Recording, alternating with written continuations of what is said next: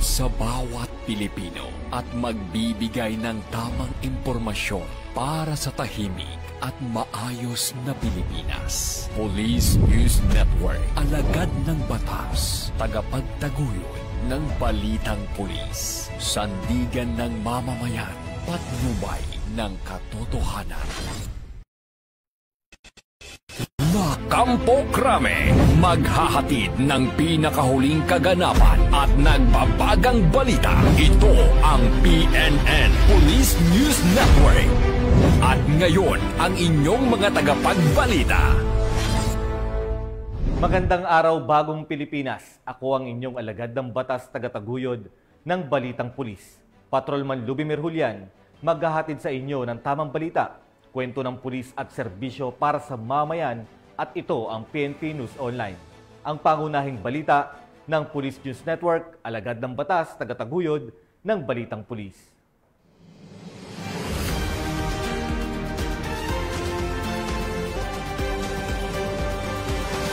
Narito ang mga balitang dapat niyong abangan.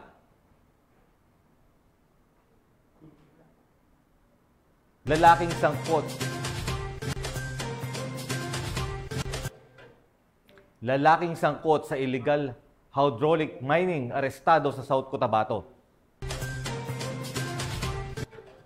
Most wanted person sa kasong rape nasa kote sa Ormoc City. At lalaking patungo sa ng Siargao, arestado matapos mahulihan ng illegal na droga.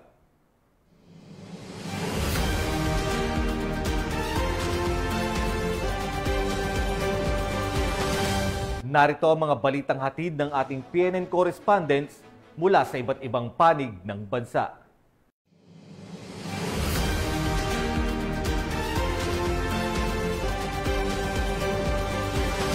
Simulan natin ang balita mula sa bahagi ng Luzon.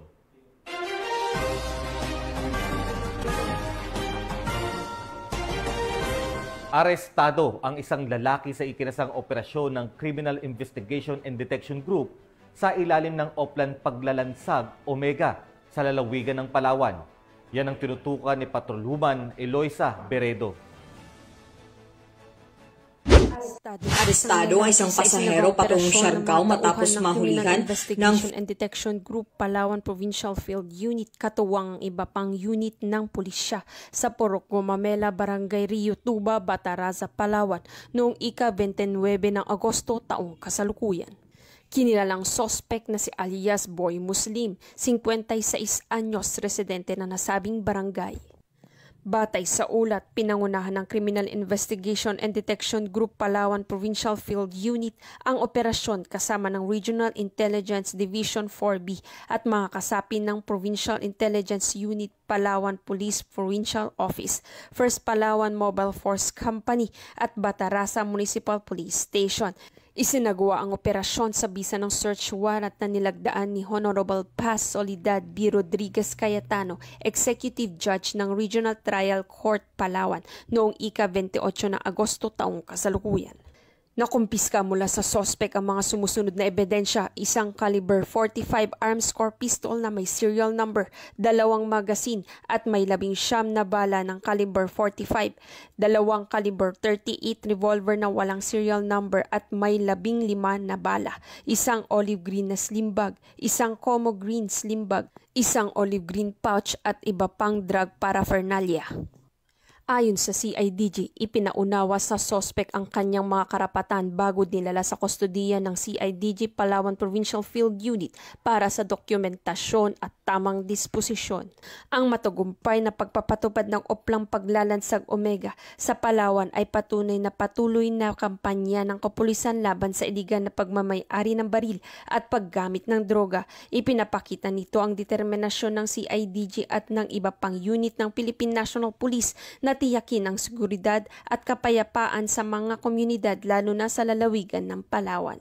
Malinaw na naipapamalas ang pagsasabuhay ng 7-point agenda ni Acting Chief PNP, Police Lieutenant General Jose Melencio C. Nartates Jr. sa masinop na pamamahala, pagtutok sa partikular na krimen at pananatili ng seguridad ng komunidad. sa pamamagitan ng mahigpit na pagsunod sa batas at tamang proseso, lalo pang napagtitibay ang tiwala at suporta ng publiko sa kapulisan. Mula dito sa Palawan Police Provincial Office, ako ang inyong PNN Correspondent Patrolwoman Eloisa Joy Beredo, alagad ng batas, tagataguyod ng Balitang Pulis. Maraming salamat, Patrolwoman Beredo. Hindi na nakapalagpa ang isang lalaki matapos makumpiskahan ng iligal na droga sa ikinasang search warrant operation ng kapulisan sa bayan ng Cabugao, Ilocos Sur. Magbabalita dyan si Patrolman Dennis Carinal. Ang isang high-value drug personality sa ikinasang search warrant operation ng mga otoridad dakong alas 2:30 ng tanghali, ito lamang August 29, 2025 sa Barangay Pila, Cabugao, Ilocos Sur. Kinilala ni Police Major 1 GRM Magay, hepe ng Cabugao Municipal Police Station, ang suspect ni Alias Leon, residente ng Barangay Pila, Cabugao, Ilocos Sur, na itinuturing na high-value individual sa talaan ng mga otoridad. Sa naturang operasyon, nasamsam ng suspect ang 5 heat cell transparent plastic sachet na galaman ng inihinalang shabu na may kabuuang bigat na tinatayang 1 gramo. Ayon sa mga otoridad, ang halaga ng naturang illegal na droga ay humigit kumulang 6,800 pesos. Ang lahat na nakumpiskang ebidensya ay sinilalim sa tamang dokumentasyon at inventaryo. Samantala, ang suspect ay kasalukuyan na sa kustodi ng Cabugao PNP at mahaharap sa kasong paglabag sa Republic Act 9165 o ang Comprehensive Dangerous Drugs Act 2002. Ang agarang pagkakaristo sa nasabing suspect ay nagpapakita ng maigting na pagpapatupad ng 7-point agenda ni PNP Chief Police Lieutenant General Jose Melencio Nortatis Jr., partikular sa mas pinaigting na kampanya kontra iligal na droga bilang bahagi ng patuloy na pagsusulong ng kapayapaan at kaayusan para sa bagong Pilipinas. Mula dito sa PKG Ilocos Region, ako po ang inyong Police News Network Correspondent, Patrolman Dennis Carinal, alagad ng batas, tagataguyod ng Balitang Pulis. Maraming salamat, Patrolman Carinal. Arestado ang isang lalaki matapos maaresto sa ikinasang bypass operation ng mga operatiba ng Orani Municipal Police Station kung saan nakumpiska ang mahigit 100,000 pisong halaga ng hinihinalang shabu. Magbabalita dyan si Patrolwoman Janice Bulahaw. Arestado ang isang suspect sa ikinasang bypass operation ng Orani Municipal Police Station sa Barangay Bayan, Orani, Bataan. Kinilala ang suspect na si Alias Boy, 53 taong gulang at residente ng nasabing lugar. Pinangunahan ng mga operatiba ng Orani MPS ang operasyon kung saan nasamsam mula sa suspect ang nasa 20 gramo ng hinihinalang shabu na may standard drug price na 136,000 pesos matapos makipagtransaksyon sa isang pulis na nagpanggap na pusher buyer. Nakumpiska ang ebidensya ay maayos na idokumento at kasong paglabag sa Republic Act 9165 o Comprehensive Dangerous Drugs Act of 2002 ang isasampalaban sa suspect. Ayon kay Police Colonel Marites A. Salvadora, Provincial Director ng Bataan PPO, patuloy na paiigtingin ang kampanya kontra droga alinsunod sa direktiba ni Acting Chief PNP, Police Lieutenant General Jose Melencio C. Nortatis Jr., partikular sa ikalawang punto ng kanyang 7-point agenda, ang pagpapatuloy ng kampanya laban sa illegal na droga, loose firearms at terorismo. Mula dito sa Central Luzon, ako ang inyong PNN Correspondent, Patrolwoman Janice Bulahaw, alagad ng batas, tagataguyod ng Balitang Pulis. Maraming salamat, Patrolwoman Bulahaw. 2 individual ang naaresto matapos makumpiskahan ng maigit 400,000 pisong halaga ng hinihinalang shabu sa ikinasang bypass operation ng Quezon PNP sa bayan ng Candelaria.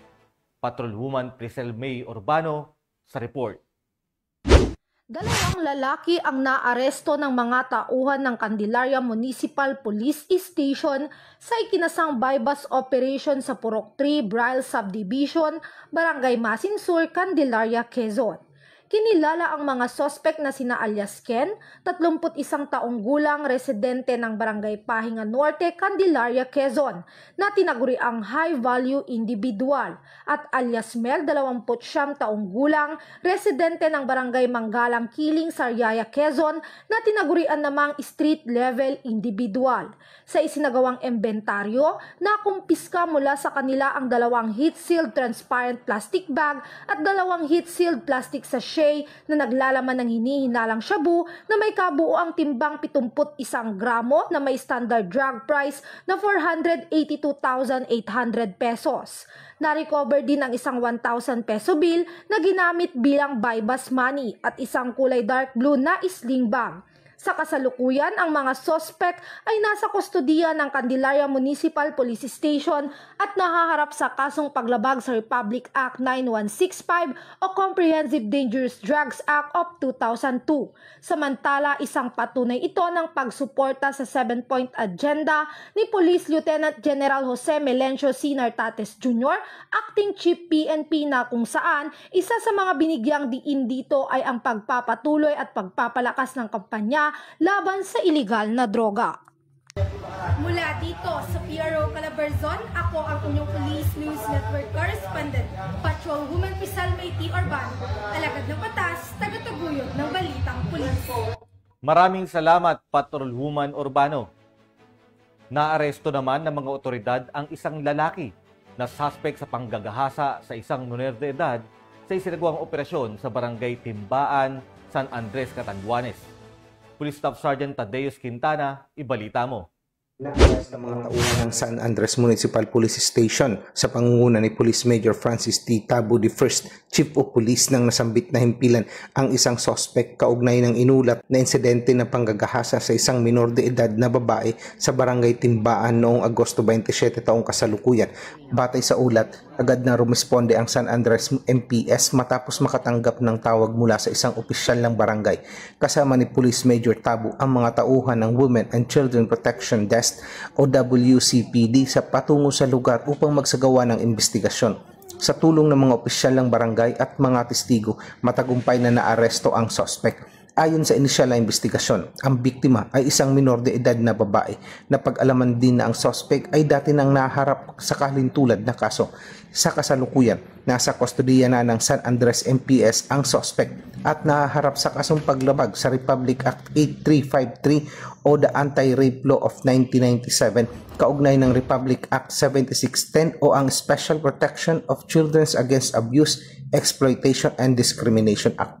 Patuloy ang masusing investigasyon ng San Andres MPS upang matiyak na makakamtan ng biktima ang nararapat na hustisya. Ang agarang pagresponde at pagkakahuli ng San Andres MPS sa suspect ay patunay ng kanilang mabilis at epektibong aksyon para sa kapakanan ng mamamayan. Ito rin ay kaakibat sa agenda at direktiba ng ating Acting Chief PNP, Police Lieutenant General Jose Melencio Nartates Jr. na nagsusulong ng maagap na tugon at masusing investigasyon laban sa kriminalidad. Mula dito sa probinsya ng Catanduanes, ang Happy Island ng Kabikolan. Ako ang inyong PNN correspondent, Police Staff Sergeant Quintana, alagad ng batas, tagataguyod ng balitang pulis. Maraming salamat, Police Staff Sergeant Quintana. Patuloy na ipinamalas ng kapulisan ng kanilang malasakit sa komunidad matapos magsagawa ng community outreach activity ang 2nd Cagayan Provincial Mobile Force Company, katuwang ang kanilang company advisory group sa bayan ng Lasam, Cagayan. Yan ang balitang hatid ni Patrolman Eduardo Balawag. Ng layunin na makapaghatid ng serbisyo at malasakit sa komunidad, nagsagawa ng community outreach activity ang 2nd Cagayan Provincial Mobile Force Company, katuwang ang Company Advisory Group sa 4 na pamilyang may kapansanan sa Barangay Sentro 2, Lasam, Cagayan. Noong Agosto 25, nagsagawa ng assessment ang mga tauhan ng 3rd Mobile Force Platoon kasama ang advisory group upang alamin ang kanilang pangunahing pangangailangan. Karamihan sa kanila ay bulag, bedridden, hirap ng makalakad at may malabong paningin. Bilang tugon, agad na kumilos ang mga miyembro ng advisory group at ihinatid ang mga benepisyaryo sa optical clinic ni Dr. Glidin Soriano, isa ring miyembro ng nasabing grupo. Inalalayan sila mula sa pagpunta hanggang sa pag-uwi. Dinala rin sila sa DSW Satellite Office ng Abulog kung saan sila ay nakatanggap ng financial assistance. Kasabay nito, ipinagkaloob din sa kanila ang bigas, grocery items at diaper na mula sa kontribusyon ng advisory group. Personal itong inaabot sa pamamagitan ng maikling programa na isinagawa mismo sa kanilang barangay. Nagpahayag ng taos-pusong pasasalamat sina punong barangay Isel Rubio sa pagpili ng kapulisan na tulungan ang kanilang mga residente. Isa pong malaking pasasalamat at karangalan po na isa po sa inyong organization sa kapulisan sa pangunguna po ni Sir Mukay na nabigyan po ng tulong ang aming mga tatlong constituent po dito sa Barangay Sentro 2, Lasam, Cagayan po. Maraming salamat po sa inyo. Sana po ay pagpalain po kayo ng ating Panginoon.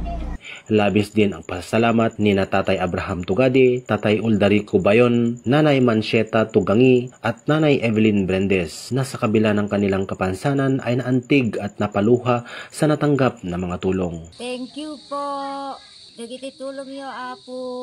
Agyam-yaman kami, itisaya at yu, nang nangruna, kada kayo apo, kapulisan, amira masubsubalita na po, ititulong yu kada kami apo. Samantala, ipinabot ni Police Major Jefferson D. Mukay, Acting Force Commander, ang kanyang pasasalamat sa lahat ng membro ng Company Advisory Group, gayon din sa DSWD District 2 at barangay officials ng Center 2 sa kanilang walang sawang tulong at suporta. Sa lahat ng members ng 2nd Cagayan Provincial Mobile Force Company Advisory Group, maraming salamat po, Sir Ma'am, sa lahat ng tulong, donasyon na ipinamahagi ninyo sa ating mga nangangailangan na mga kababayan. Dahil sa inyong tulong, nabigyan natin ng pag-asa ang ating mga kababayan. Tunay nga, kapag nagkakaisa ang lahat, mas marami tayong natutulungan nating mga kababayan. Ulitin ko, maraming salamat at God bless you more, Sir at Ma'am. Mabuhay po tayong lahat. Ang naturang aktibidad ay patunay ng pagtutulungan ng kapulisan, pamahalaan at komunidad upang mapalakas ang ugnayan at maisulong ang kapakanan ng mga sektor na higit na nangangailangan. Mula dito sa Lambak ng Cagayan, ako ang inyong Police News Network Correspondent, Patrolman Balawag, alagad ng batas, tagataguyod ng Balitang Pulis. Maraming salamat, Patrolman Balawag. Tunghayan naman natin ang mga balita mula sa Visayas.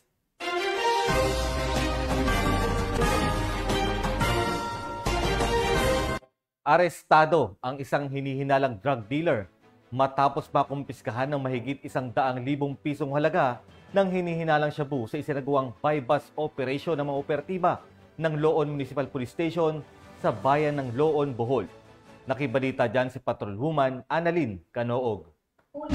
Isang drug dealer matapos tumakuha ng mahigit 100K na halaga ng pinaghihinalaang shabu sa isang buy-bust operation na sinagawa sa Purok 4, Tuntunan, Loon, Bohol. Alas 8:43 ng gabi dito lamang ika-23 ng Agosto sa taong kasalukuyan. Kinilala ni Police Captain Thomas Zinchong, Chief of Police ng Loon Municipal Police Station, Bohol Police Provincial Office and suspect na si Jesse 31 anyos, construction worker, residente ng Purok 6, Tuntunan, Loon, Bohol. Nakuha mula sa suspect ang 6 na pakete ng hinalang shabu na may kabuuang timbang na 17 na gramo at may tinatayang halaga na 115,600 pesos, isang pouch, 2 Huawei na cellphone, isang motor at buy-bust money. Kasong paglabag sa Section 5 at 11 ng Article 2 ng RA 9165 o ang Comprehensive Dangerous Drugs Act of 2002. Ang kakaharapin ng suspect na kasalukuyang nakadetain sa nasabing tanggapan. Ako po si James Donald Dungogmira, Miss po ng Loon Police Station, Bohol Police Provincial Office, PRO 7. Sa ngalan ng aming Chief of Police, Police Captain Thomas Zinchong, patuloy na nagpaalala sa lahat ng mamamayan na ang paggamit, pagdadala o pagbibinta ng illegal na droga ay isang malaking paglabag sa ating batas. Hindi tayo titigil sa ating tungkulin na protektahan ang mamamayan, lalong-lalo na sa masamang epekto na ipinagbabawal ng droga na maituring na isang sakit o salot sa ating buhay, lalo na sa ating kaisipan, kalusugan at pag-uugali na nakakasira sa ating relasyon sa ating mga pamilya, kapitbahay at mga kaibigan. Sa pamumuno ng aming Chief of Police, kasama namin kayong lahat para sa madali nating makamtan ang tunay na kapayapaan at katiwasayan sa mahal nating bayan. Sa ilalim ng 7-point agenda ni Acting Chief PNP Police Lieutenant General Jose Melencio C. Nartares Jr., buong determinasyon ng mga kapulisan sa pagtugi sa mga sangkot sa illegal na droga upang mapanatili ang hayusan at kiligtasan ng komunidad dahil sa bagong Pilipinas, ang gusto ng pulis, ligtas ka.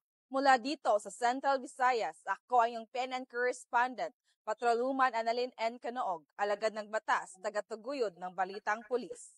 Maraming salamat, Patrolwoman Canoog.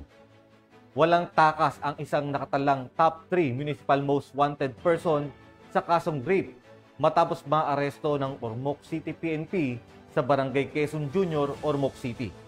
Yan ang tinutukan ni Patrolwoman Camberley Flores. Ng mga otoridad ang nakatalagang top 3 municipal most wanted person na may kasong rape matapos mahuli sa Barangay Quezon Junior, Ormoc City. Naaresto ang akusado bandang alas 6 ng gabi ng mga tauhan ng Ormoc City Police Station 6 sa bisa ng warrant of arrest para sa kasong rape sa ilalim ng Article 266-A 1D ng Revised Penal Code na walang inirekomendang piyansa. Dinala ang akusado sa Ormoc City PS6 para sa kaukulang dokumentasyon at tamang disposisyon. Patuloy ang pagkilos ng pambansang pulisya laban sa mga lumalabag sa batas upang mapanatili ang katahimikan, kaayusan at kaligtasan ng bawat mamamayan. Kalakip nito ang pagpapatupad ng mga hakbang upang mapabuti ang serbisyo at mapatatag ang tiwala ng publiko. Dahil sa bagong Pilipinas, ang gusto ng pulis, ligtas ka. Mula dito sa Eastern Visayas, ako ang inyong PNN correspondent, Patrolwoman Flores, alagad ng batas sa kataguyod ng Balitang Pulis. Maraming salamat, Patrolwoman Flores. Matagumpay na naisagawa ng Tigbawan Municipal Police Station ang isang school-based symposium para sa mga kabataan sa Barangay Napnapan Sur, Tigbawan, Iloilo. Nakatutok dyan si Patrolwoman Justin May Halores. Matagumpay na isinagawa ng Tigbawan Municipal Police Station sa ilalim ng pamumuno ni Police Captain Alfred Mansoy, OIC, katuwang si Tigbawan PPO1 Lenny Somblingo at Tigbawan DSWDO Social Welfare Assistant na si Sharon Gay Terania. Ang isang school-based symposium sa Napnapan National High School, Barangay Napnapan Sur, Tigbawan, Iloilo, nito lamang ika-29 ng Agosto taong kasalukuyan. Tinatayang nasa 150 mag-aaral mula grade 12 ang lumahok sa nasabing aktibidad. Tinalakay sa symposium ang mahahalagang paksa tulad ng anti-bullying law, anti-rape law, anti-illegal drugs at anti-terrorism law. Namahagi rin ng mga IEC materials ukol sa crime prevention upang higit pang mapalakas ang kaalaman at kamalayan ng kabataan sa usapin ng kaligtasan at pag-iwas sa krimen. Ang nasabing aktibidad ay naglalayong palakasin ang ugnayan ng kapulisan at komunidad sa pamamagitan ng edukasyon at magsilbing gabay para sa kabataan tungo sa pagiging responsable at ligtas na mamamayan. Alinsunod ito sa 7-point agenda ni Chief PNP Police Lieutenant General Jose Melencio C. Nartates Jr., partikular sa programang Sustaining Campaign Against Illegal Drugs, Loose Firearms and Terrorism. Nagtataguyod ng mas malapit na pakikipag-ugnayan ng PNP sa iba't ibang sektor ng lipunan, lalo na sa kabataan. Sa pamamagitan ng ganitong hakbangin, muling pinatunayan ng pambansang pulisya ng Pilipinas ang kanilang tapat na paglilingkod para sa kapayapaan at kaayusan ng komunidad. Mula rito sa Western Visayas, ako ang inyong PNN correspondent, Patrolwoman Justin May Halores, alagad ng batas, tagataguyod ng Balitang Pulis. Maraming salamat, Patrolwoman Halores. Narito naman ang mga balita mula sa bahagi ng Mindanao.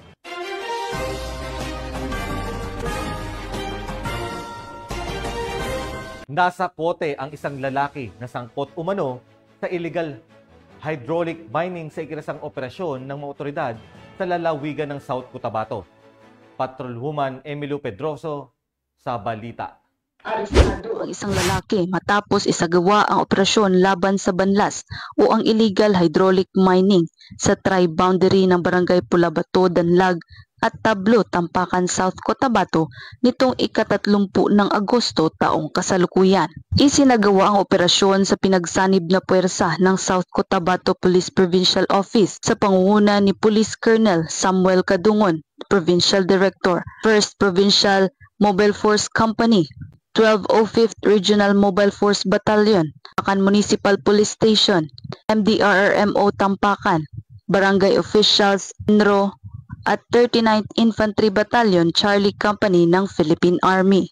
Ayon kay Police Colonel Samuel Kadungon, nahuli ang isang lalaki matapos tangkaing tumakas subalit nahulog ito sa bangin at nagtamo ng sugat. Agad naman siyang nabigyan ng paunang lunas at ngayon ay nasa kustodiya ng mga otoridad. Samantala, ang dalawang iba pa ay nakatakas ngunit tukoy na ng mga otoridad ang kanilang pagkakakilanlan. Na-recover sa lugar ng pinangyarihan ang iba't ibang kagamitan na ginamit sa illegal mining gaya ng pala, maso, matatalas na bakal, malalaking hose, plastic pipes, sluice box, mga lambat, at mga radio communication devices. Sinira din ng mga otoridad ang mga bunkhouse na natagpuan sa lugar. Matatandaang nauna nang nagbabala ang mayor ng nasabing bayan sa mga sangkot sa banlas na hindi niya palalampasin ang mga iligal na aktibidad na sumisira sa kalikasan kasama ang mga finanser nito. Patuloy ang pananawagan ng mga otoridad sa mga residente na makiisa sa kampanya laban sa illegal mining at isumbong sa mga kinauukulan ang anumang kahalintulad na aktibidad sa kanilang lugar. Mula dito sa Police Regional Office 12, General Santos City, ako ang inyong Police News Correspondent, Patrolwoman Emilio F. Pedroso, alagad ng batas, tagataguyod ng Balitang Pulis. Maraming salamat, Patrolwoman Pedroso. Arestado ang isang konduktor ng bus matapos mahulihan ng hinihinalang shabu sa ikinasang drug buy-bus operation ng mga operatiba ng Osamis City Police Station sa Barangay Gango, Osamis City. Patrolwoman Danessa Berdos, ibalita mo.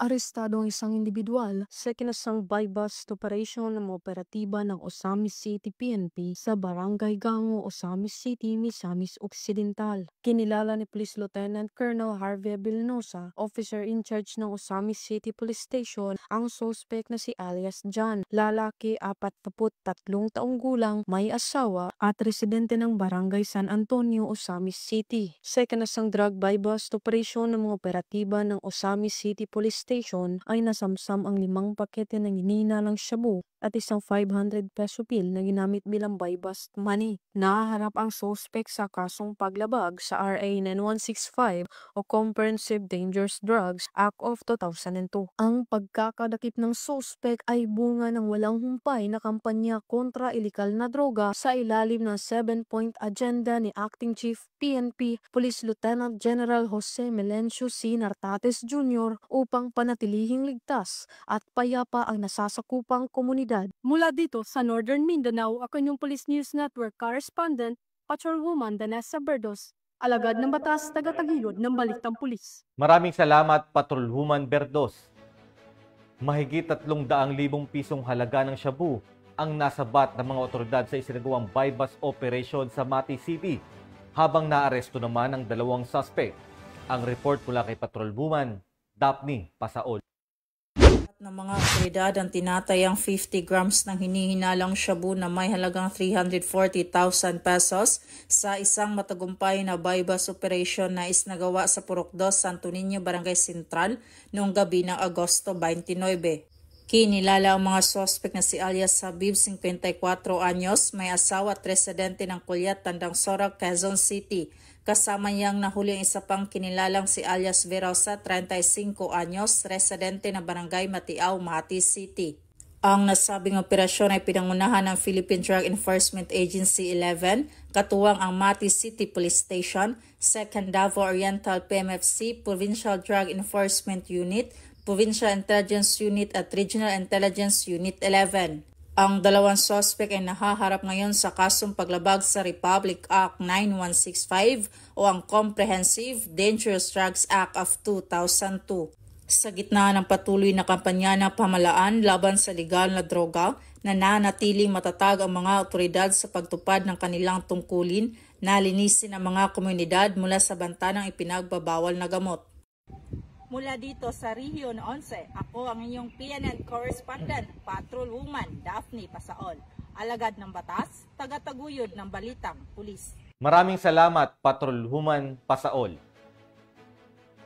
Hindi umabot sa Siargao ang isang lalaki matapos mahuli ng mga otoridad na may dalang tinatayang 400,000 pisong halaga ng hinihinalang shabu. Ang balita mula kay Patrolwoman Kay Francisco. Arestado ang isang pasahero patungong Siargao matapos mahulihan ng 408,000 na halaga ng iligal na droga sa isinagawang random paneling inspection bandang alas 10 ng umaga, Agosto 27 sa Philippine Ports Authority, Poblacion Dapa, Surigao del Norte. Kinilala ang suspect na si alias Nel, 37 anyos at residente ng Barangay Espina, Surigao City, Surigao del Norte, na agad isinailalim sa kustodiya ng mga otoridad. Nasamsam mula sa kanya ang tinatayang 60 na gramo na hinihinalang shabu at 1.6 na gramo ng marijuana na nagkakahalaga ng 41,500 pesos cash at iba't ibang drug paraphernalia. Kasalukuyang inihanda ang kaso laban sa suspect sa ilalim ng Republic Act 9165 o Comprehensive Dangerous Drugs Act of 2002. Ang operasyon ay pinagsabi na isinagawa ng Dapa Municipal Police Station ng Philippine Drug Enforcement Agency Regional Office 13 at Philippine Coast Guard. Sa pagpapatuloy ng maigting na kampanya ng Pro-13 ay nananatiling matatag ang pahayag ng pamunuan na walang ligtas na lugar para sa mga nagtutulak at gumagamit ng ipinagbabawal na gamot sa Caraga Region. Mula rito sa rehiyon ng Caraga, ako yung Police News Network Correspondent, Patrolwoman K. Francisco, alagad na batas, tagataguyod ng balitang pulis. Maraming salamat, Patrolwoman Francisco. At yan ang mga balitang nakalap ng ating mga PNN correspondents mula Luzon, Visayas at Mindanao. At bago po tayo magtapos, in behalf po ng PNN Production Family, nais po namin batiin ang aming butihing director na si Police Brigadier General Marvin Joe Saro ng happy birthday po, sir. Enjoy your day, sir, at God bless po. Sa ngalan ng pamunuan ng Philippine National Police, sa pangunguna ni Acting Chief, PNP, Police Lieutenant General Jose Melencio Nartates Jr. at sa pamumuno ni President Ferdinand Bongbong Marcos Jr., kami ay maglilingkod sa bawat Pilipino at magbibigay ng tama at balanseng balita. At mula rito sa tanggapan ng tagapag-ugnay ng pambansang pulisya, kami ang inyong alagad ng batas tagataguyod ng Balitang Pulis. Ako po si Patrolman Lubimir Julian, maghahatid ng tamang balita, kwento ng pulis at serbisyo para sa mamayan, at ito ang PNP News Online, ang pangunahing balita ng Police News Network.